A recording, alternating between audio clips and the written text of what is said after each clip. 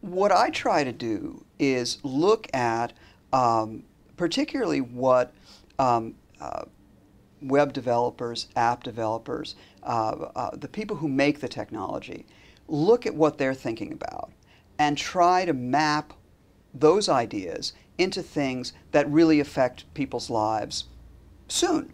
Not just pie in the sky stuff, but really like, here are some patents that Apple just published. These are probably going to show up in the next generation of products.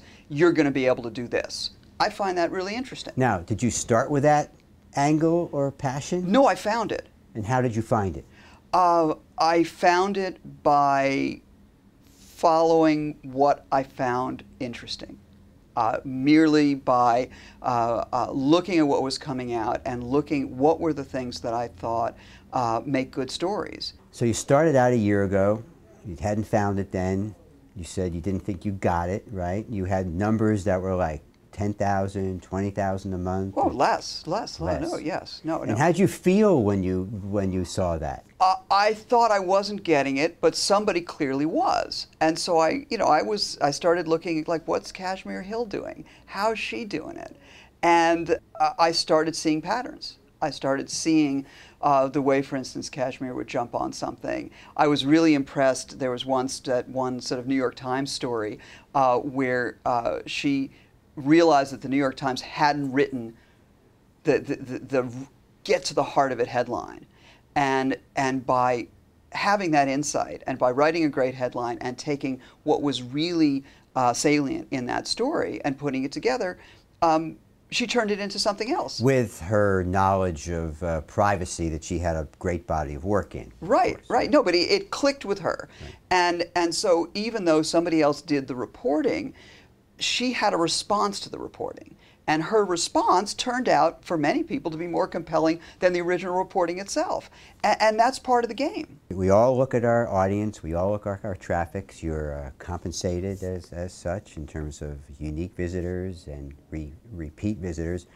What's the number that you hit after that you said, whoa, this could get interesting? There was one jump that was sort of about 3 times. And all of a sudden it was like, oh, that's interesting. And it felt different.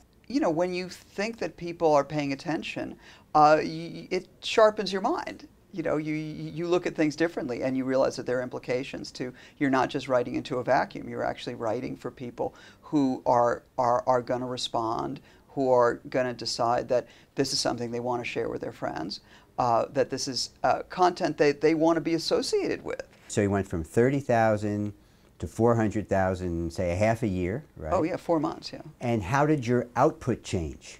It's definitely increased. I mean, I think that at the beginning I found it hard to kind of get into a rhythm with it, and now I have way more to write about than I have hours in the day. You and I grew up in traditional media. We worked at some of the most prestigious brands. You worked at People. Probably some work for Time and some others. I did some other things, obviously, in traditional media. What do you think of it all? What you experienced then, what you experience now, the changing of journalism from then to today. How do you describe it all?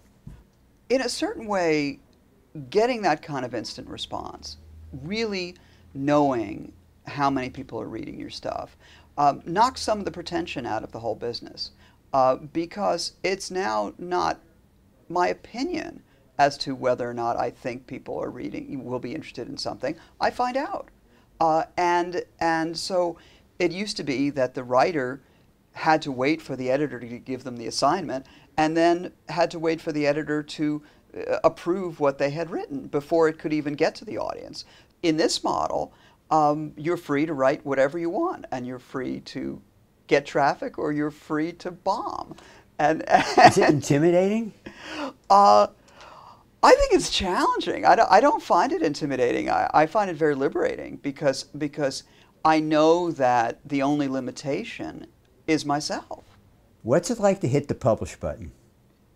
You know what I mean? Oh, At some point, you gotta hit the publish button. Oh yeah, right? yeah. I like that. I like that part. And but a lot of it is you're wanting to make sure that before you hit the publish button, you feel pretty solid that you're not saying anything that's unsupported. So that's, to me, you know, you want the grammar to be good and the spelling to be good, and check those sort of things. And you know, certainly in the blogging model, we sometimes go out there with facts that aren't completely correct, but we change them right away, and we find out right away. I mean, I had an amazing experience where I wrote a piece about the Black Keys rock band, and it's just two guys, a guitar player and a drummer. In the piece, I got the two guys mixed up at one point. 15 minutes after I hit the publish button, I got an email from Coates, my editor, saying, cool piece, well, we just got this feedback from a reader. And I looked at the email, and it was from a Chuck Auerbach in Ohio. And I said, what are the odds that that's Dan Auerbach's dad? And a little bit of Googling, and sure enough, that was the guitar player's dad making the correction. And I thought, well, that's great, you know, so sweet. And then 15 minutes later, I got another email. This one came to me directly, and it was from the drummer's dad making the same correction. Of course, we made the correction right away, and I emailed with him. But it was you know, on the one hand, I was sorry to have made the mistake, and on the other hand, it was so wonderful to see that people were paying attention.